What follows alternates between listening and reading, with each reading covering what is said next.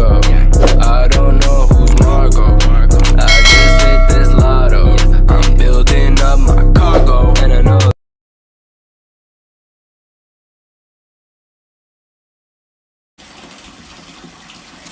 Okey, Assalamualaikum warahmatullahi wabarakatuh. Salam sejahtera. Okay, jumpa lagi sekali. Ni semua video-video siri DIY kita lah. DIY ni yang kena buat sendiri lah. Ini semua kerja-kerja orang yang tak cukup duit lah ni ya. Maksudnya buat sendiri apa semua yang kita nak. So video kali ni saya nak kongsi cara nak buat kolam, bukan kolam ikan ni lah, kolam ikan biasa, kolam mandi di rumah. Asal dulu saya nak buat, saya tengok banyak rumah kita kan, bila kita anak-anak ramai tu kita beli yang dekat pasar raya yang plastik tu kan, plastik yang macam kolam tu lah.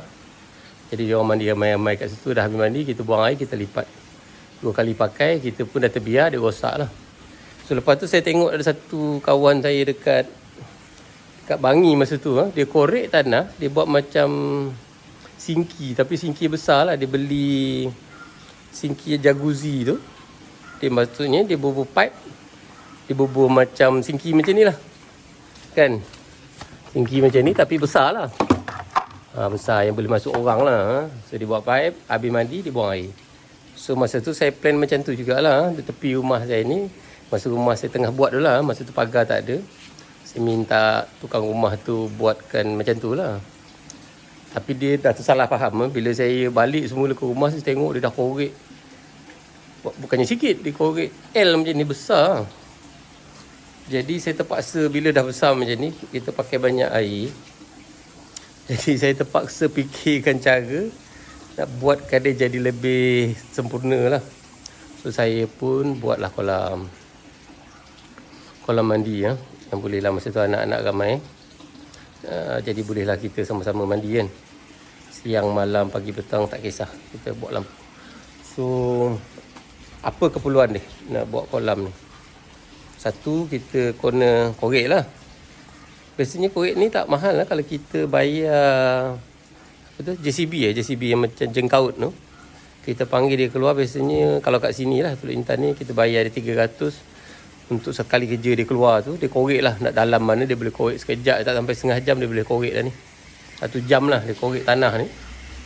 So kita korek So sama ada sampai ke dalam, maksudnya tidak ada tebing pun boleh tapi kalau tak ada tebing ni, pasal kawasan saya ni sempit, nanti pasir masuk lah. Pasal kalau tak ada tebing yang ni, kita kena buat macam longkang. Kalau kita tengok kolam renang yang biasa tu ada longkang, dan dia akan ada jaring lah. So guna longkang tu sebenarnya dia nak ambil kotoran di permukaan dan juga pasir-pasir yang jatuh, dan dia akan salurkan ke dalam satu tank balance lah, yang mana dia akan sedut air tu dan ditapis. Tapi saya ni pasal masa tu saya punya longkang kat luar tu tak dalam tau. Jadi kalau saya buat kolam saya ni lebih dalam pada longkang luar, saya tak boleh buang air tu. Pasal saya tak ada sistem. Saya pakai sistem graviti untuk buang air kolam saya ni keluar. Jadi saya kena buat, masa tu saya pakai outflow tu. Ada outflow, kalau tengok tu yang putih di hujung tu saya dah tutup dulu. Itu ialah yang putih di hujung sana tu, ada macam cap tu. Dulu tu sebenarnya untuk buang air bila kita nak cuci, kalau kita nak clean, kita kena buang air kat situ lah. Tapi masalah ni bila kita pakai macam tu, dia leaking, dia leaking dan air selalu kurang. Bila air kurang, kita akan susahlah nak kontrol. Jadi saya matikan terus, saya terpaksa menggunakan pump lain untuk sedut. Jadi kalau sebenarnya kalau dah sekarang ni saya guna sistem pump, saya nak buat ke dalam pun boleh, tapi saya lebih suka macam ni lah, bertebing. Masa tu anak saya kecil lagi, anak saya dalam setahun 2, saya takut anak saya jatuh ke dalam kolam. Pasal kadang kita kat atas kan, tak perasan. Jadi kita dah korek ni, macam mana kita nak korek, masa ni saya tak tahu lagi. Masa ni tukang tu buat kolam tu macam kolam ikan tau. Maksudnya dia buatnya satu kat sini, air untuk lebih, dan satu kolam. So lepas tu dia ada beberapa lubang di bawah.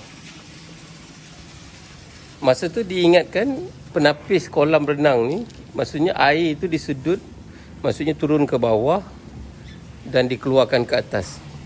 Sebenarnya salah. Ni ingat, bukan kita kolam ni bawah tak ada masalah. Yang nak mencantikkan ni ialah permukaan. Jadi kena faham. Sistem dia maksudnya air akan keluar daripada bawah. Bukan air turun ke bawah dan masuk ke dalam kolam ni. Air itu ditendang daripada bawah supaya air itu akan melimpah. Kalau ni dia panggil skimmer lah. Saya buat ni. Dulu tak ada ni. Dulu dia mati, dia tutup. Lubang ni tak ada. Lubang ni tak ada. Jadi dia ingatkan tukang tu pun tak pandai buat. Saya terpaksa kajilah buat research. Ingatkan sedut sini, keluar sini dan motor diletak dalam ni. Motor diletak dalam air macam kolam ikan tu. Salah lah. Jadi bila motor letak dalam air, kita takut ada kena elektrik lah. Kita kena renjatan elektrik. Jadi itu pasal saya punya motor tak ada ruang. Dan juga saya punya filter pun tak ada ruang. Pasal saya tak tahu lagi masa tu kan. Sepatutnya saya ada buatkan satu rumah untuk simpan motor dan juga filter. Pasal masa tu kita tak pandai kan. Jadi tu jadi kawasan saya sempit dan tak cantik lah. Banyak pipe-pipe. Jadi siapa yang nak buat kolam baru tu, maksudnya pastikan balance tank ni ialah bila kita mandi, kita tak nak air tu melempah keluar, dia akan disimpan lah. Dan dia akan disedut. Pastikan ada buat satu rumah lah atau satu kawasan untuk letak motor dan juga filter di luar. Sebaik-baiknya dekat tepi tu, dekat sikit kan. Okey ya. So dia kena ingat. So air tu akan ditolak oleh motor daripada bawah dan dia akan melempah. So bila dia melempah keluar ni, semua habuk-habuk di permukaan ni akan jatuh. Jadi kita nampak air kita jernih lah pasal permukaan tak ada pasir. Pasal kat atas ni banyak abu, abu-abu daripada luar ni kan, dia akan melekat. So yang di lantai, kotoran di lantai kita kena vacuum. Jadi kita kena ada barang-barang lah. Kena ada ni net untuk tapis permukaan. Ni kita punya vacuum kita nantilah. Kita ada beli vacuum, kita pakai motor. Dulu saya gunakan motor yang sama untuk dijadikan vacuum. Tu nampak ada satu outlet sebelah lagi ni. So dia banyak pakai valve lah. So kalau dalam keadaan normal, sinilah dia akan menyedut air dalam kolam ni, dipam masuk ke dalam filter. Lepas tu dicampur dengan klorin, akan masuk ke dalam kolam. Bila saya nak vacuum, saya akan terbalikkan kok ni. Maksudnya saya matikan di sini. Saya akan hidup di sana supaya dia sini akan jadi penyedut pula. So inilah saya gunakan vacuum. Saya beli pipe ni. Okay, ni pipe ni. Dan kita akan vacuum lah. Vacuum di lantai dia tu. Adalah tiang ni kan. Ni. Tiang ni. Macam biasa kita nampak tu lah dekat kolam. Sambung dekat sini, sambung getah lah. So kita akan jalan cuci. Okey ya. So tapi sekarang saya dah beli motor asing. So saya vacuum tak pakai lah. Pasal bila kita buka tutup dia punya kok tu, dia nanti dia leaking juga. Dia masuk angin lah. Bila motor ni, biasa motor ni kalau masuk angin dia tidak akan menyedut. Okey, yang ni pun saya nak beritahu. Ini pun tak ada kat dulu ni. Ni pipe untuk overflow lah. Dia bila air tak ada, dia akan tambah. Dulu tak ada. Jadi apa jadi, saya pergi, kalau saya balik kampung seminggu, bila air tu kering, matahari panas kan. So dia jadi kering, tak ada air yang top up. Pasal masa saya manual top up, bila saya ada, saya tambah-tambah. Jadi bahayalah. Bila kering, motor kita akan rosak. So tu baru pasang juga tu. Tu semua try and error lah. So, kita boleh buat ni, kita boleh pasang lampu semualah untuk kita mandi malam-malam.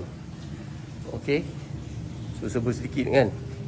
Motor yang dia murah je. Kita mozaik ni boleh lah. Macam mozaik ni, mozaik yang kita beli khas untuk kolam ni, dia agak mahal sikit. Pasal mozaik ni dah susah nak cari ya. Kalau kita pakai mozaik yang keping-keping macam ni, murah je kan. Jadi taklah mahal lah. So kita perlu letak klorin seminggu sekali ya, atau 2 minggu sekali ya, bergantung kita kuat tak kuat mandi. Klorin tu dalam sekilo RM10 lah. So biasa lama lah kita tahan. Sekilo tu adalah dalam tablet tadi, dalam 5 keping tablet tu. Okey, air tak perlu tukar. Kita cuma perlu biar je lah filter ni jalan. Filter ni kena jalan sebaik-baiknya 8 jam atau 10 jam. Tapi current banyak nanti. So saya pasal saya jarang guna, saya bubuh timer. Ada timer dalam tu, kita letak dalam 8 jam lah atau 6 jam sehari. Cukup kot lah, pasal tak lasak. Okey, so ini pun baru buat. Sebelum ni filter saya duduk dalam ni. Pasal saya tak ada ruang, saya terpaksa letak dalam ni. Jadi dah pecah filter tu. Filter tu ialah filter sand filter lama dulu, filter media. So sekarang ni saya dah pakai bentuk baru lah, sand filter. Lebih mudah saya nak jawab yang kita dah tunjuk dalam video tadi.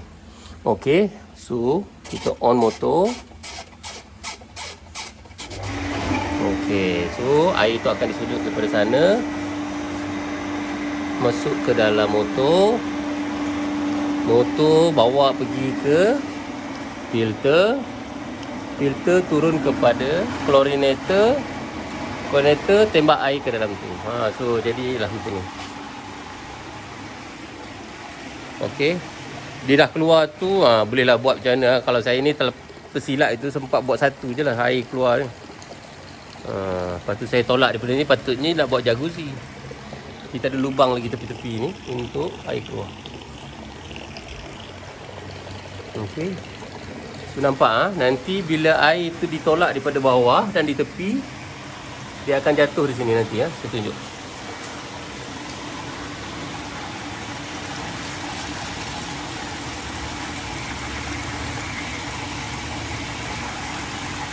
Okey dia kalau dah penuh nanti dia akan melempah dan semua kekotoran di permukaan akan jatuh. Kalau kita tak ada ruang ni, kita ada jual skimmer tu, dijual kan. Dia kata kalau buka dalam internet, kita buka tu pool skimmer. Dia ada satu tabung dan penapis. Jadi kita letak tabung di permukaan air, so air tu akan jatuh di penapis. So kotoran macam daun-daun semua akan dalam tabung tu, dan tabung tu akan pergi ke balance tank untuk ditolak balik lah.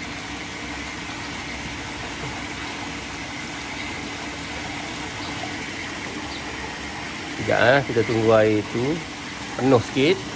Pasal tadi saya cuci filter. Kita ambil tolak.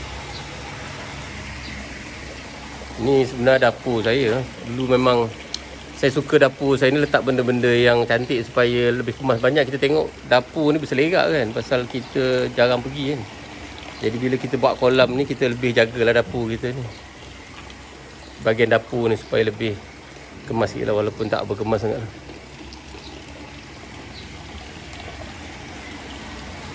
Okay, sekejap lagi. Dah hampir ni. So ni barang-barang kena ada ni tu, kena beli. Ni brush dia yang kita akan letak tiang ni, beli satu je lah. Tiang besi ni. So boleh letak brush, letak vacuum ataupun cedok sampah ni, satu tiang. Tu kena wajib adalah dan getah dia tu. Itu peralatan murah je, dalam 200-300 dia dapat satu set. Okey, air dah start melempah. Okey.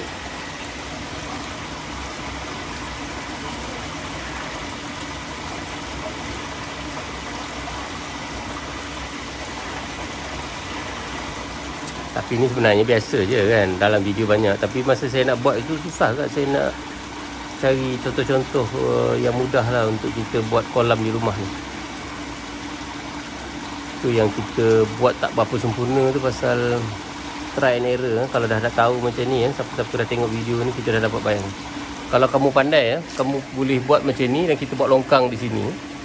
Longkang di sini, so kita akan dapat infinity pool. Maksudnya kita buat longkang satu supaya air melempah, tutup semua lubang. So dia akan ada longkang kecil di sini supaya semua kotoran masuk dalam longkang ni dan disedut dalam tank ni. Tu lagi cantik lah. Jadi kita akan dapat, dia panggil infinity pool lah. Kalau kita ada ruang, saya ni tak ada ruang untuk, sempit sangat laluan rumah saya. Kalau ada, kita buat longkang lagi satu sini. So air tu akan melempah masuk sini dan terus kita hantar ke dalam balance tank ni, dan jadi kita akan dapat satu infinity pool. Maksudnya air tu sama paras dengan tembok kan. Lagi cantik lah. Tapi ni dah tak boleh nak buat apa dah. Okey so nampak dah, kita dah berada backflow, air semua dah jatuh. Semua kotoran akan pergi atas ni dan ditapis lah abuk-abuk. Jadi kita akan dapat satu permukaan yang clear. Dan air jernih lah kita letak klorin tadi kan. Okey. Cukuplah kot sekali ni, takut orang boring nak dengar. Okey, kalau nak buat selamat mencuba lah. Apa-apa boleh komen kat bawah. Kalau boleh saya jawab lah. Siapa-siapa yang nak buat murah je kan. Cubalah. Okey, bye. Assalamualaikum warahmatullahi wabarakatuh dan salam sejahtera. They say you too tired, so but I think that I love